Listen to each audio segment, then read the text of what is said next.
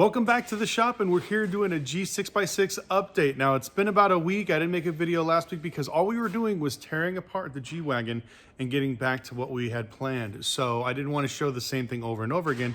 So I'm going to walk through and show you exactly what we're doing, how we're doing it, and what are our plans for today.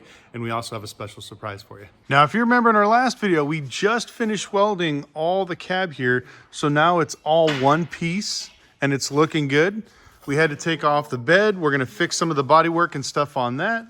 And if you see right here, we have the axles set apart because we're gonna be taking this to Bill Rader today and check out his shop. But we're also gonna be doing work on the actual frame because unfortunately, when I put this together, I saw another one, a real one in real life, and I noticed that these brackets right here were actually dropped another 6 inches to make sure that it gave a correct pinion angle for the drive lines. The reason why this is so important is because we want to make sure that this functions exactly like the real 6x6. So unfortunately, when you do a custom build like this, there is no instructions, so we're gonna have to do that. Also, we are gonna be cutting off this back tail piece and welding on the one from the 2018 because we want to make sure that everything fits correctly, and this has a lot of brackets that the other one doesn't. So instead of going back and forth, we're just going to weld in the frame, strengthen it up inside and out, and make sure that's secure. So that is the plan for today. So what we're going to do next is we're actually going to take the motor and transmission, put it back into the frame, make sure the transfer case fits, everything else lines up, and start assembling the body once we fix those back pieces. Once that is done, we're gonna underspray the whole underneath of the G-Wagon, the bed and this, and then go ahead and set it down for the final time on the actual frame. Now, once this is on here, then we're actually gonna roll the whole thing to paint, but we gotta make sure that all this is done today. Also, we're gonna be taking the roll bar off to paint early, along with some of the other pieces, because we are actually gonna do this, the running boards, some of the trim pieces, you can see the wheel back there, all these are going to be done in gloss black. So all the trim pieces on this car will be done gloss black. All right, let me tell you my plan is for today. We have the 3 axles here. This one and this one are factory axles.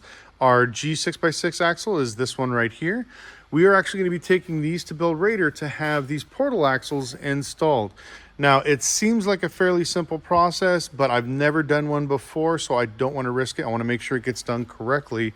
And once this gets put on there, it shouldn't be that much of an issue. The only issue is this back one. Now, what they're telling me is they have to actually weld these brackets, grind this down, because this actually moves. It's not like a fixed unit like this one right here. So we're going to have to do some work to this one. That's going to take a little bit more time, but he says each of these portal axles is probably going to take about 2 to 3 days. So hopefully by next week we'll have at least 2 of these done and put them on the vehicle so we can roll it around. And the third portal axle, the main one that has the drive through, the $30,000 axle, that one's going to take the most time. But once that is done, that is all the major suspension parts completely done. So that is a huge milestone. So let's go ahead and talk a little bit about the interior. As you can see, we still got to take this part up because the seat will be pushed all the way back. So this will be an extra 6 to 8 inches of leg space. So we're still debating if we're going to actually put reclining seats or just put regular seats. We're having a hard time finding a decent upholstery guy to help us out with the upholstery because I've gotten quotes everything from $50,000 to $20,000. I found a company that's going to give me all red leather with suede for around $5,000 just for materials.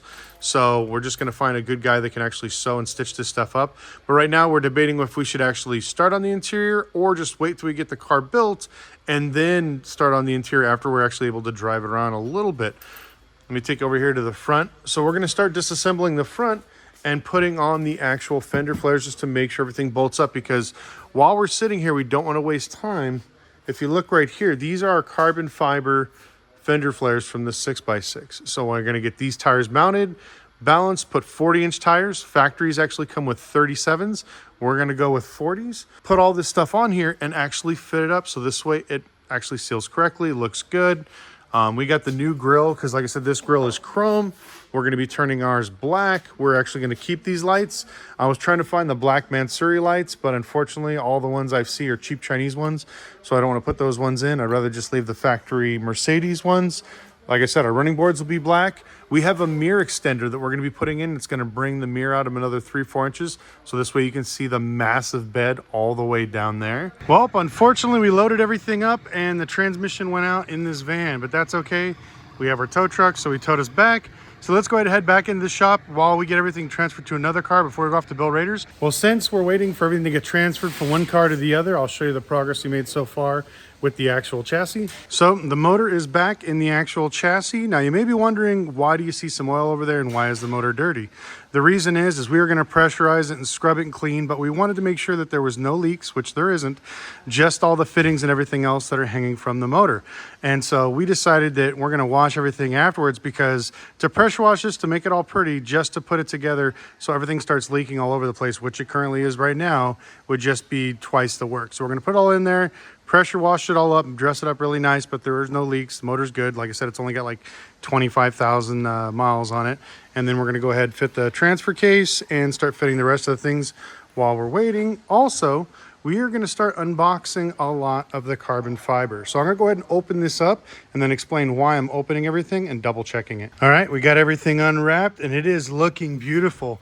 What we're going to do is we're actually going to run our hands over the actual carbon fiber to feel if there's any imperfections in the gel coating or clear coating, which it's not. But you guys can see, I mean, the finish is pretty much absolutely flawless. Definitely quality work. Now, normally I would tell people when you first buy these kits, open every single little thing up, especially when this stuff comes from China, because there'll be bubbles, there'll be cracks, there'll be like crunched up carbon fiber.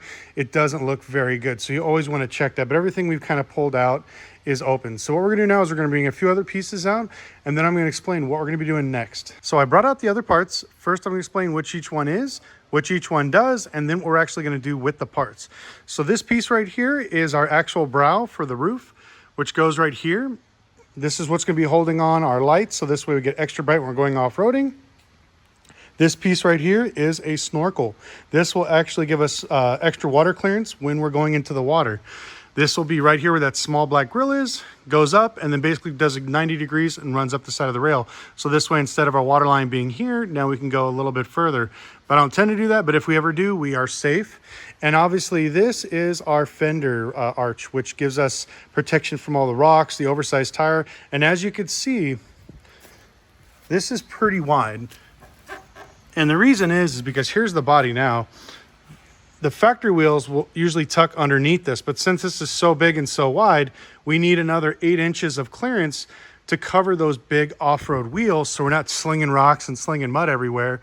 So this will give us our extra protection. And what we're going to do with these pieces is we're actually going to wet sand all of these with 1000 grit. There's a few reasons why. This gel coating was made in Europe. They don't get a lot of sun like they do here in Vegas. So I want to make sure that these parts are protected. Now, if you guys ever bought these Chinese hoods and stuff off of eBay and some other places, you will start to notice like the clear coating cracking. Maybe it turns yellow, or you could start seeing the carbon fiber through the actual gel coating.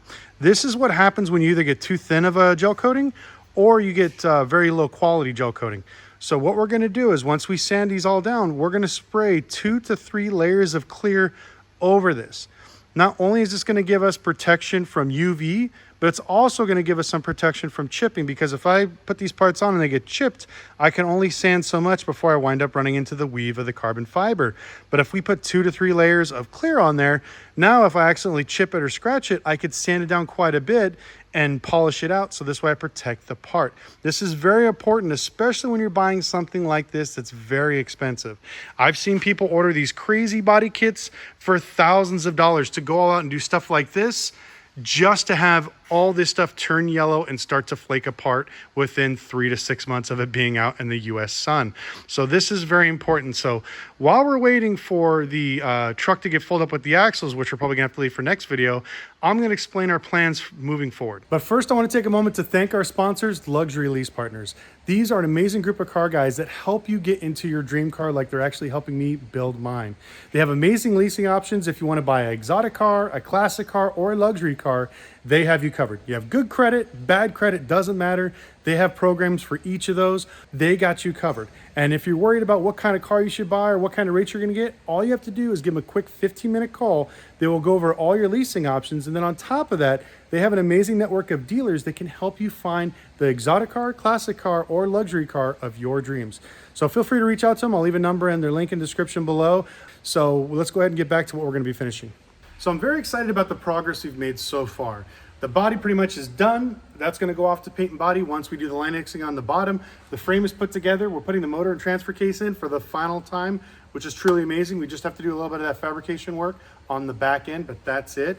And then the bed, we're gonna be fitting these large carbon fiber flares to make sure that everything fits up before we drill the necessary brackets and holes. So when it goes to body, it's the final time prep, so we don't have to worry about that anymore. And so what we're gonna be doing now is focusing a lot on the trim pieces, the carbon fiber trim pieces. Also, let me grab the camera here. You can see the actual roll bar. Most of these are chrome or other things. We don't want to chrome ours. We're actually gonna paint ours black with our actual side steps. We got those in the office too. Sorry about that, I had to stop the video real quick. It was super loud on the other side of the shop, but we're gonna be getting all the black trim pieces as well and painting them black as well, gloss black, and putting 2 to 3 layers of clear on them as well to make sure we get that super high gloss finish. So we are gonna go with the Nardo gray on the exterior. We are gonna go with the bright red interior for the inside. We're just figuring out an upholstery right now. We already have the paint lined up. We're gonna try to do a little of the body work here. I might make myself laugh and screw this up. So if anybody's watching this, does body work, you can laugh at me as I try to add like a little bit of body filler and push out some dents. Now with sheet metal work, I'm pretty good. Fiberglass, really good with. Body filler, for some reason, I could never get good at it. I would sand and leave a bunch of pinholes. It would be an absolute nightmare. I'm super excited the progress we made so far. We're looking pretty close to the finish line. I know it seems like it's another month and a half away, which it feels like it, but that's okay. I'd rather take an extra month and throw in some fun build videos to make sure that this thing is perfect. But I want to thank you guys so much for watching. Please, in the comment section below, let me know what your dream car is. If you have any thoughts or questions on the color or some of the stuff we're doing, let me know in the link down below. We got a bunch of other projects we're going to be putting up as well because SEMA is coming. It sounds funny. It's a few months away, or actually I think 6 or 7 months away. But we have a lot of projects going. This will be at SEMA. Hopefully LLP will be able to join me on that one. And we'll be doing a bunch of other cool stuff for there if you're in Las Vegas. But anyways, I want to thank you guys so much for watching. We'll see you next video.